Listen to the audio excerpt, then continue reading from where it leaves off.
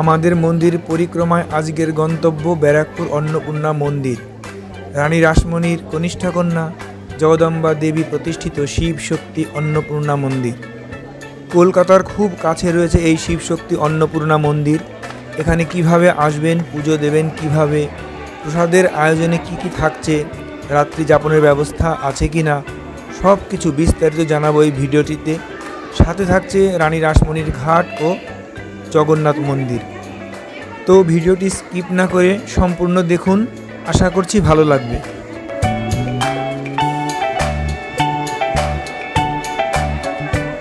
দক্ষিণেশ্বরে রানী রাসমণির ভবতারিণী মন্দিরটি প্রতিষ্ঠিত হওয়ার 20 বছর বাদে এই মন্দিরটি প্রতিষ্ঠিত হয়। এই মন্দিরটি প্রতিষ্ঠা করেন রানী রাসমণিরই কনিষ্ঠা কন্যা জগদম্বা দেবী।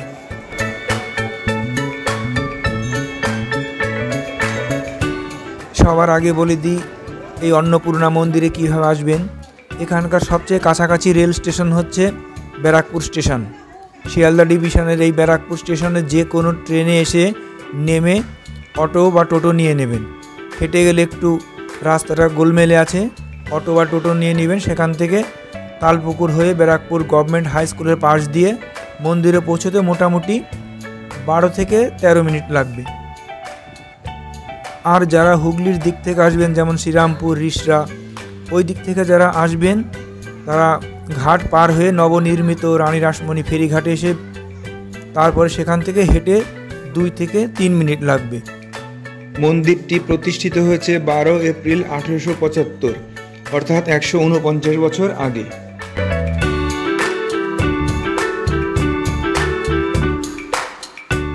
এই মন্দিরটি দক্ষিণেশ্বরের কালী মন্দিরের আদলে তৈরি। হঠাৎ করে দেখলে কেউ বুঝতে পারবে না যে সেই মন্দির আর এই মন্দিরের মধ্যে তফাৎটা কী। শুধু আকারটি সামান্য একটু ছোট এবং সেটি নজরে আসে না। দক্ষিণেশ্বর কালী মন্দিরে যেমন রয়েছে 9টি চূড়া বিশিষ্ট মন্দির অর্থাৎ নবরত্ন মন্দির, এটিও 9টি চূড়া বিশিষ্ট অর্থাৎ নবরত্ন মন্দির। দক্ষিণেশ্বরে গঙ্গার ধার ঘেঁষে রয়েছে দরজার দুপাশে 6টি মোট 12টি শিব মন্দির। এখানেও দরজার দুপাশে রয়েছে গঙ্গার দিকে যাওয়ার যে রাস্তাটা, সেখানে দুপাশে রয়েছে 3টি মোট 6টি শিব মন্দির। দক্ষিণেশ্বরে 6 6 12টি, এখানে 3 3 6টি মন্দির। একে একে সেই সবকটি মন্দিরই দেখাবো।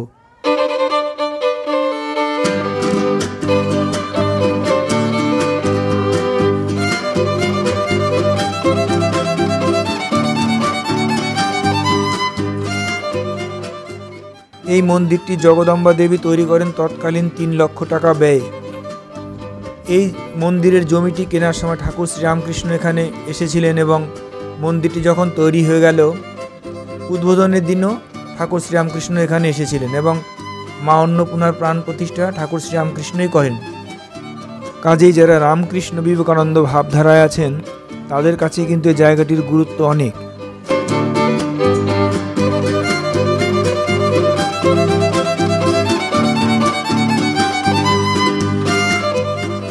পাশে ধ্যান ঘর বলে একটি ঘর রয়েছে এবং সেই ধ্যান ঘরের পাশে ছোট ছোট কয়েকটি প্রকোষ্ঠের মধ্যে কয়েকটি মূর্তি রাখা আছে। সেই মূর্তিগুলো দেখাবো। এটি একটি গোপাল মূর্তি, দেখবো তার পাশে কি আছে। একটি ছোট্ট রাধাকৃষ্ণের মূর্তি, একদমই ছোট্ট, এবং তার পাশে আরেকটি কি মূর্তি, কালী মূর্তি সম্ভবত।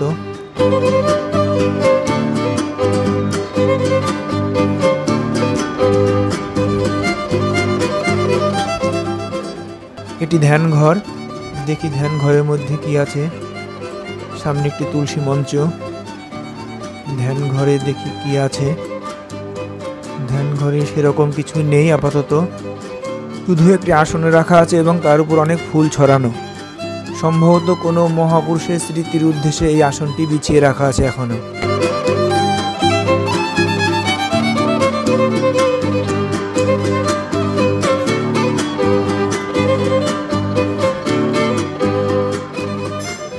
এই ধ্যান ঘরের পাশে রয়েছে শিব মন্দিরগুলি। সেই শিব মন্দিরগুলি দেখাবো এবং তাদের নামগুলো বলবো। এখানে রয়েছে পরপর 6টি শিবলিঙ্গ, বাম পাশে 3টি এবং ডান পাশে 3টি। বাম পাশে যে 3টি শিবলিঙ্গ রয়েছে সেগুলির নাম যথাক্রমে কল্যাণেশ্বর, কামেশ্বর এবং কিন্নরেশ্বর।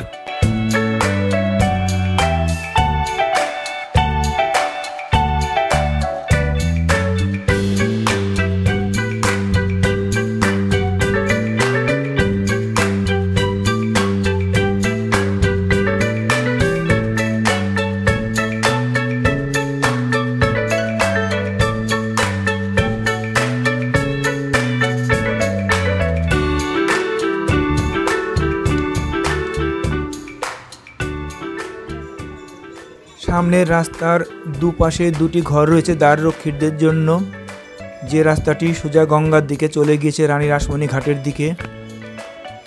রাস্তার ডান পাশে যে 3টি শিবলিঙ্গ রয়েছে তাদের নাম কেদারেশ্বর, কৈলেশ্বর এবং কপিলেশ্বর।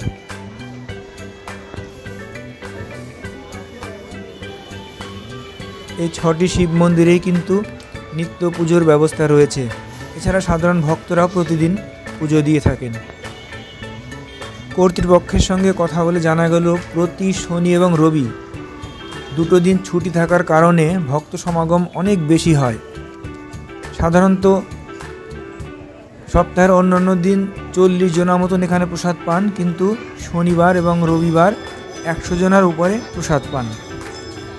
এই প্রসাদ পাওয়ার জন্য আপনাকে স্ক্রিনে দেওয়া ফোন নম্বরে যোগাযোগ করতে হবে, যেটা আপনাকে আগের দিন ফোন করে সন্ধ্যা 7টার পরে ফোন করে জানাতে হবে যে আপনারা কজন এখানে আসবেন, কজনা প্রসাদ পাবেন সেটা জানাতে হবে, এবং মাথাপিছু 120 টাকা। এছাড়া যদি আপনি মনে করেন প্রসাদ বাড়ি নিয়ে যাবেন, তার জন্য কন্টেনারের আলাদা মূল্য দিতে হবে, অথবা আপনি বাড়ি থেকে নিজেও কন্টেনার আনতে পারেন। আর প্রসাদে থাকবে হচ্ছে পোলাও, ডাল, 2 রকমের ভাজা, 2 রকমের তরকারি, চাটনি এবং পায়েস, সঙ্গে পর্যাপ্ত পরিমাণ সাদা ভাত। মন্দিরের মূল ফটকের পাশে একটি সাইনবোর্ড দেওয়া আছে এবং তাতে মন্দির কখন খোলা থাকে বন্ধ থাকে তার একটি সারণী দেওয়া আছে। মন্দির খোলা হয় ভোর 5টায় এবং বন্ধ হয় দুপুর 1:30টায়। তারপরে আবার বিকেল 4টায় খোলা হয় এবং রাত্রি 8টা পর্যন্ত খোলা থাকে। সন্ধ্যা আরতি হয় 6:45 এবং ভোরবেলা মঙ্গল আরতি হয় 6টায়। দুপুরে মায়ের ভোগ হয় 1:30টায় এবং প্রসাদের জন্য আপনাকে 1:30 থেকে 2টোর মধ্যে পরিবেশন কক্ষে আসতে হবে। 1:30 থেকে 2টোর মধ্যেই ভোগ পরিবেশন শুরু হয়ে যায়।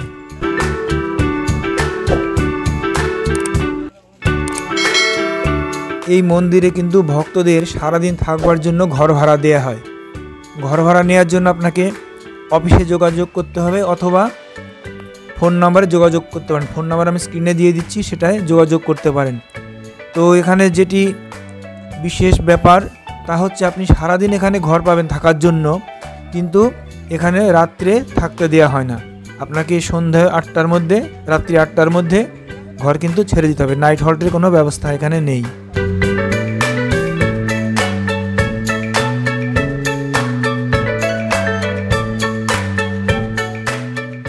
বর্তমানে এই মন্দির দেখাশোনার দায়িত্বে যিনি আছেন তিনি হচ্ছেন জগদম্বা দেবীর বড় ছেলে গারিক বাবুর নাতি অশোক বিশ্বাস, এবং তার কাছ থেকে আমরা এই সমস্ত তথ্যগুলি জানতে পারলাম। সামনে এটি রাসমণি ঘাটে যাওয়ার রাস্তা, সামান্য 1 মিনিটের দূরত্বেই গঙ্গা, এবং যে ঘাটটি রয়েছে সেই ঘাটটির নাম রানী রাসমণি ঘাট। এবার আমরা আস্তে আস্তে সেখানে যাব। পৌষ সংক্রান্তি থাকার কারণে রাস্তার দুপাশে অনেক ভিখারির জমায়েত হয়েছে ভক্তদের দানের আশায়। রয়েছে একটি ছোট্ট শিব মন্দির পাশেই।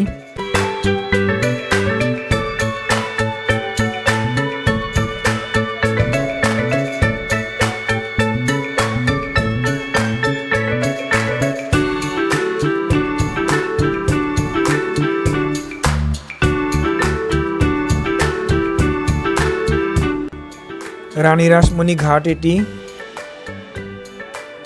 গঙ্গার উপরে রয়েছে। হুগলি জেলার শ্রীরামপুর, রিষড়া, তারপরে আপনার শেওড়াফুলি ইত্যাদি শহরগুলি রয়েছে এই গঙ্গার ঠিক ওই পারে।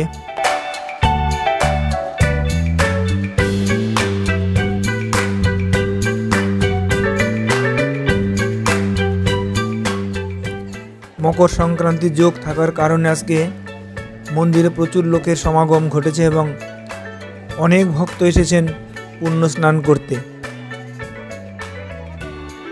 সামনে রানী রাসমণি ফেরিঘাট, যারা হুগলির দিক থেকে আসবেন তারা এই ঘাটে আসবেন এবং এই ঘাট থেকে মন্দির মাত্র 3 মিনিট 2 মিনিটের রাস্তা।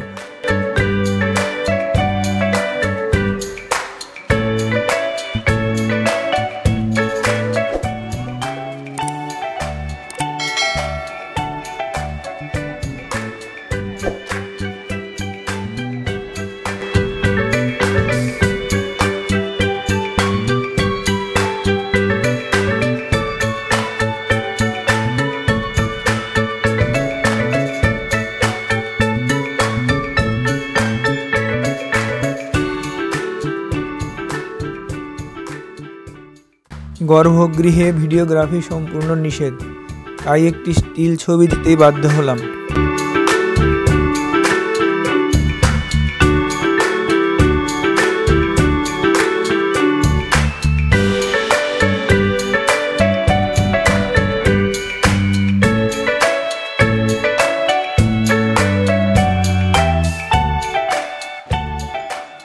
ঘাটের পাশে যে শিব মন্দিরটির কথা বলেছিলাম, ছোট্ট শিব মন্দির, এবার আমরা সেখানে ঢুকবো।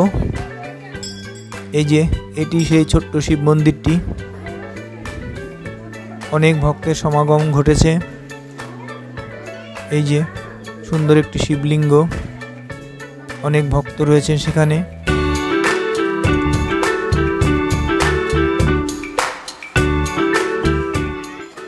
ঘাট থেকে উঠে এবার যাচ্ছি মন্দিরের দিকে। এই যে আমার ডান দিকে রানী রাসমণি ঘাট, আর আমার বাঁদিকে এই যে বাঁদিকে ওই যে মন্দির, অন্নপূর্ণা মন্দির। মন্দির এবং গঙ্গা মাত্র 2 মিনিটের দূরত্ব।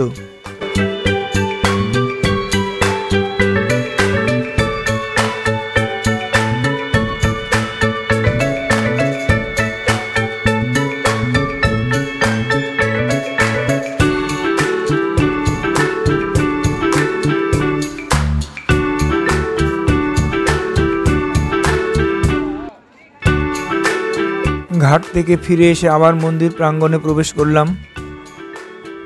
মন্দির প্রাঙ্গণটি কিন্তু বেশ প্রশস্ত, অনেকটা জায়গা জুড়ে মন্দিরটি। মন্দিরের প্রধান গেটের সামনে কিন্তু ফুল, মালা, পূজা সামগ্রী এবং মিষ্টির দোকান রয়েছে। সেখান থেকে আপনারা অনায়াসেই ডালি সংগ্রহ করতে পারেন। 50 টাকা, 100 টাকা, 150 টাকা নানান রকমের ডালি রয়েছে। মন্দিরের গেটের পাশে পে অ্যান্ড ইউজ টয়লেট রয়েছে, কোনো সমস্যা নেই।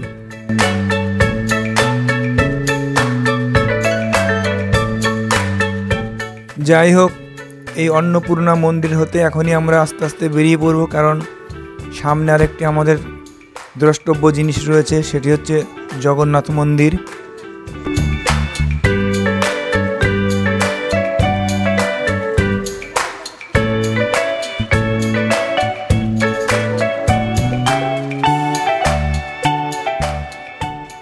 সামনের এই বুনো কবুতরগুলি দর্শনার্থীদের আকর্ষণের একটি বিষয়।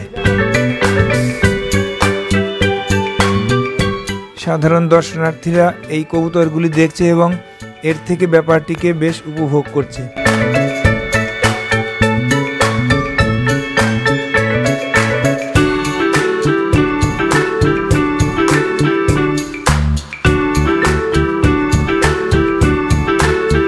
চলে এলাম জগন্নাথ মন্দিরের মূল ফটকের সামনে। বাঁ দিকে রানী রাসমণি ফেরিঘাট এবং মন্দিরের ঠিক ডান হাত দিয়ে অন্নপূর্ণা মন্দিরে যাবার রাস্তা। এখান থেকে আপনার হেঁটে গেলে 3 থেকে 4 মিনিট মতন লাগবে অন্নপূর্ণা মন্দিরে পৌঁছতে। এই জগন্নাথ মন্দিরটি খুব একটা বড় নয়, কিন্তু ছোটোর মধ্যে হলেও ভেতরে কারুকার্যে পরিপূর্ণ। যাই হোক, ভিডিওটি এখন শেষ করব। যদি ভিডিওটি সামান্য ভালো লাগে তবে একটি লাইক করবেন, কমেন্ট করবেন এবং অবশ্যই সাবস্ক্রাইব করে উৎসাহ বৃদ্ধি করবেন। দেখা হবে পরের ভিডিওতে। ততক্ষণ পর্যন্ত সবাই সুস্থ থাকবেন, ভালো থাকবেন। নমস্কার।